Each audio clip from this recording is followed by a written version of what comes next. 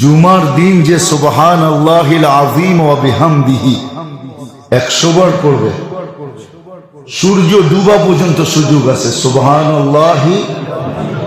সুবহানাল্লাহিল আযীম ওয়া বিহামদিহি,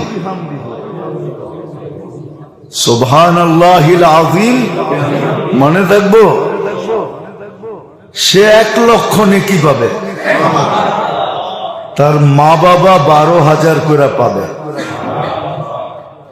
কিতাবে লেখা আছে, এক ছেলে পড়তো, কিছুদিন পরে মা স্বপ্নে দেখছে, তো মা বলতেছে, বেটা তুই যে পড়তেছিলি প্রত্যেক জুমায়, আর আমি 12,000 করে পাইতেছিলাম, আজকে পুরা হয়ে গেছে, এই জন্য আল্লাহ আমাকে আযাব থেকে খালাসি দিয়ে দিয়েছে।